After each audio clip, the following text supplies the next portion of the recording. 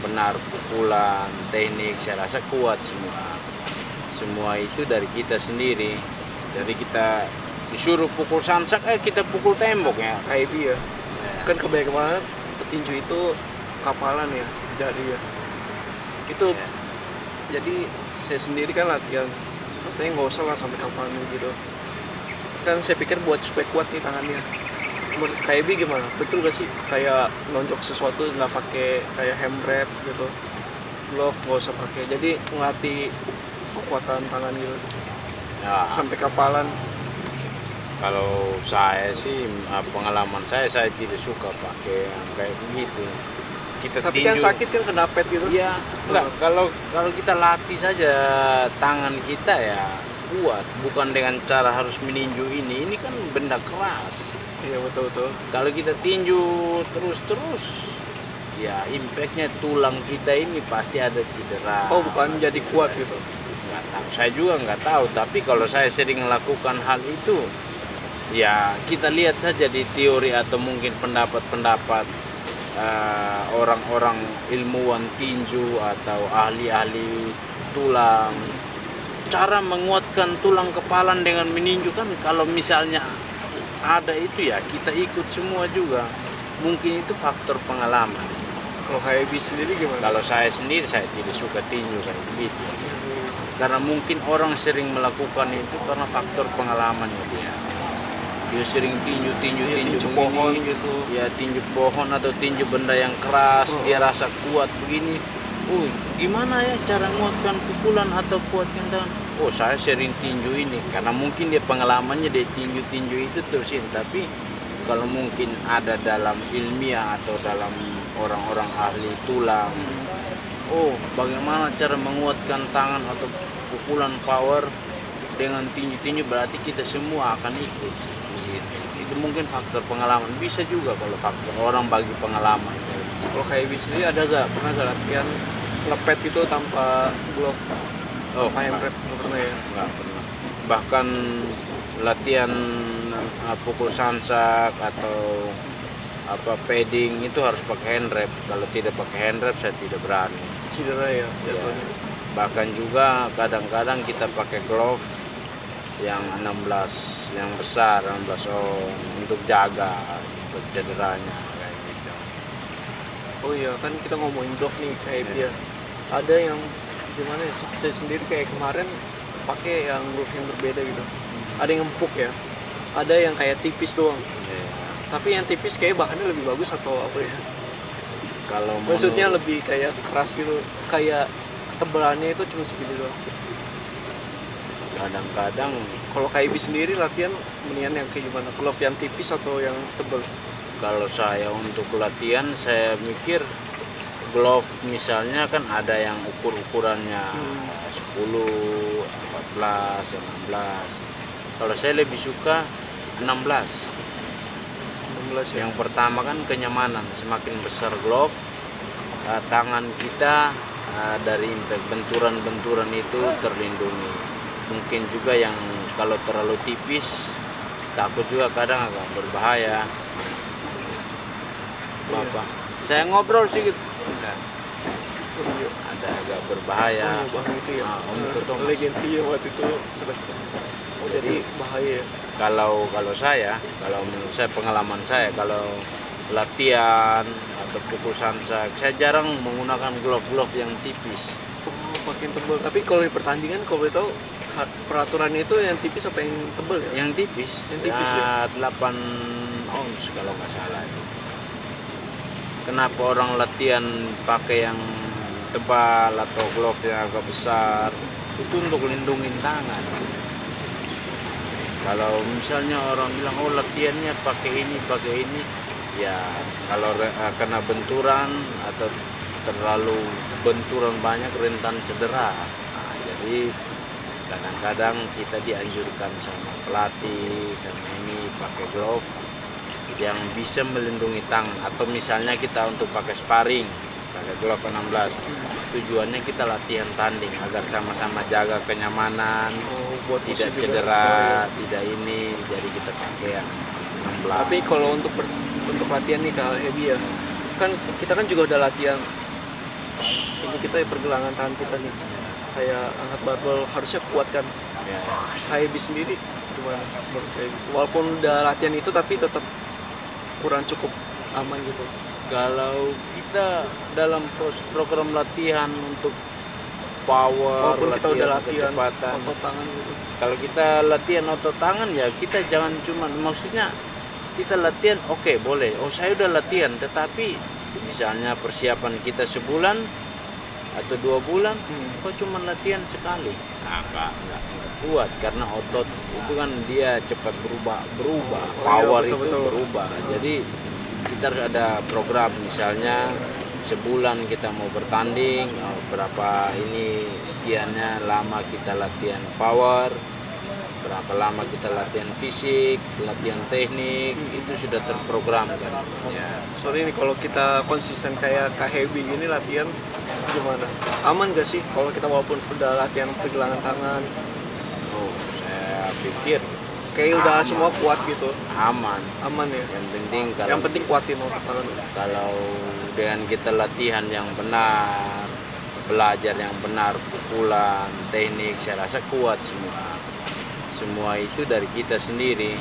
Jadi kita disuruh pukul samsak, kita pukul tembok ya. Sakit, ini cedera, misalnya begitu. Jadi kan baik banget orang kan awam gitu kayak kita lah pas SMP gitu masih kecil masih pakai tembok kan. Saya juga itu, dulu. itu salah ya. Saking gertak orang pukul tembok, tangan cedera banget. Sakit ya. Oh jadi salah itu ya. Ya, jangan. Nah, sebaiknya jangan. Kalau misalnya kita mau latihan ya pukul samsat, pukul pet, kayak gitu-gitu. Ngapain kita pukul tembok? Cedera tangan gitu. Oh iya. Ini kita kalau ngomongin samsak nih ya kayak dia. Kalau kayak itu lebih mirip samsak yang empuk atau yang keras kayaknya. Kalau kadang-kadang kan orang bilang yang empuk, nah batas empuknya ini yang gimana misalnya begitu, atau keras ini yang gimana, karena kan ada yang bilang oh ini cukup, ada yang bilang oh kekerasan terlalu keras, atau misalnya saya main yang empuk, oh ini kurang bagus ya, tergantung dari kalau saya sih saya suka yang cukup agak keras sedikit, agak empuk, yang penting nyaman lah untuk dipukul. Nggak ngaruh ya, yang penting itu melatih skill kita ya. Kalau dari saya kadang orang ada yang milih Yang keras yang gitu supaya kelihatan kuat. keras, ada orang yang memilih yang ringan kayak gitu. Saya nggak tahu, mungkin dari mereka oh kalau yang ringan lebih speed, oke. Oh samsak yang berat atau yang keras ini untuk power misalnya, mungkin orang berpikir begitu. Kalau saya manfaatnya saja ya saya ambil, saya tidak melihat oh ini ringan nanti untuk speed, saya tidak. Oh jadi nggak ngaruh ya samsak Ngaruh. kayak gitu. Saya ngambil aja, saya berlatih aja terus. Jadi kayak samsak itu buat teknik pukulan doang ya. Ya pengen pulang, ibarat lawan lah itu samsak. Berarti lawan ya. Terus di KIB, kau boleh tahu nih kemampuan KIB itu apa ya? Yang paling KIB suka. Kau boleh tahu nih, kasih dong kuncinya. Nah, Pukulannya.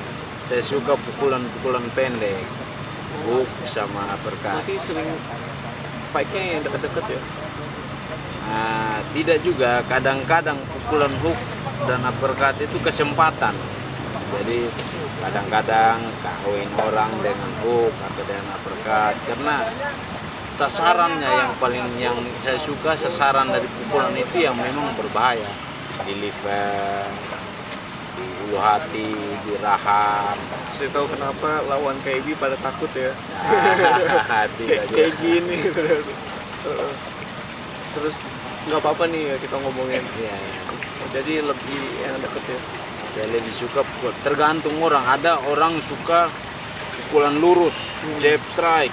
Karena kenapa? Karena dia datangnya lebih cepat dari jarak yang Jauh. Ini ya bisa kita ambil. Nah, misalnya kayak gitu. Tergantung kenyamanan orang. Kalau saya lebih milih pukulan pendek, hook dan uppercut. Ya sasarannya kadang dari bawah, bisa pukul dari atas. Saya ambil dari atas, dari bawah. Sasarannya juga ya cukup ini di organ-organ tubuh, misalnya liver, ulu hati, dan gitu. Kalau kita ngomongnya lebih advance lagi nih Kak, lebih maju lagi nih. Kan kita kadang lawan orang petinju ya, dia udah tahu blok-blok pukulan kan. Kan pasti nangkis. Menurut KIB itu gimana sih biar pukulan kita bisa masuk gitu? Nah, Kan itu banyak tadi. orang pasti nangkis kan, kita padahal udah suka tenaga mukul dia.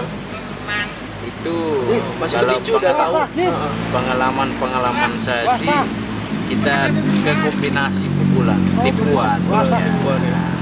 Jadi kita mungkin lebih ngambil 4 atau 5 pukulan dengan kombinasi jab, uppercut, hook strike, atau misalnya jab, uppercut, hook. Kita ambil kombinasi tipuan dari atas ke bawah. Oh iya. KIB, jadi nih kita ngomongin buat kayak pemula nih, mau tanding nih. Mendingan kita lebih saranin ke mereka itu lebih ke speed atau main pinter aja sih gitu, jangan main baku hantam gitu. Kalau buat untuk pemula lah. Untuk pemula, saya lebih memilih main pukulan lurus dulu aja. Main pinter gitu, main poin gitu. Ya, kita ambil ke pukulan lurus. Sebenarnya untuk Tergantung kita ya. bilang anak-anak pemula itu kita ke main pintar atau kita main power atau speed, sebenarnya semua itu tergabung. Gabung ya. Speed, power, teknik itu harus ada, entah dia pemula atau apa, dia harus dalami. Faktor kadang juga mental penting, pengalaman bertanding juga penting. Nah, kadang-kadang kalau untuk pemula lebih pada mental, Lebih pada mental ya. gugup, Oh iya betul, gugup tuh. baru berani. Padahalnya sparringnya ini banyak kali, cuman mau bertanding karena banyak orang yang nonton gugup. Nah, saya juga pertama dulu mengalami hal begitu, bahwa kita harus siap mental. Kalau tidak kita gugup. Sparring ini, woi, berantem, masalah ya. Tapi sering ada gugup juga. Untuk pemula lebih pada mental dan kesiapan untuk berlatih, kesiapan tanding, nah, itu juga yang paling penting. Main penting ya. Jadi nih kan kita tadi udah minta teknik-teknik pukulan dari KIB ya. Ya, Kalau boleh tahu nih, kalau untuk das kelas KIB nih ya, lebih mending kayak baku hantam atau main pinter juga nih. Jadi kan kayak kemarin sih nonton acaranya, ada acara Stasiun TV, dia bilangnya, wah ini nggak seru nih kalau nggak baku hantam. Jadi kayak main safety gitu. KIB gimana sih? Sebagai yang udah kayak profesional, pendapatnya gimana? kalau kami sih lebih bermain ya teknik, main yang teratur, entah yang dimaksudkan baku hantam itu yang bagaimana atau yang dimaksudkan main speed atau teknik. Tapi kalau saya melihat tinju kan seni bertinju, berarti ya kita harus bermain dengan seni, teknik, ada pukulan power, ada speed, bagaimana cara menghindar dengan baik, bagaimana cara mukul yang benar, itu saja. Tidak harus kita baku hantam atau apa. Tinju itu menggunakan kepala. Oh iya betul, tinju menggunakan kepala. Jadi masuk yang tadi baku hantam itu kayak lebih berani gitu. Ngadu pukul gitu. Oke, kalau misalnya yang ngadu pukul, ya sekarang Soalnya komentator yang di acara Stasiun TV itu ngomong kayak gitu kan. Dia sebagai senior juga kan. Jadi setuju gak tuh? tergantung orang. Kalau misalnya mau adu pukul mungkin pengalaman dia, oh dia lebih senang tinju itu yang adu pukul misalnya, atau mungkin ada orang juga yang suka lebih asiknya adu skill, adu teknik. Kayak kalau adu teknik itu kayak lebih turun kalau gue bantam kayaknya penonton ya. Ya lebih seni ya kalau misalnya orang adu teknik. Jadi kita uji otak, uji skill. Nah, mungkin itu lebih seni. Tapi ada juga orang yang KIB sendiri gimana? Lebih demen melihat yang kayak gimana?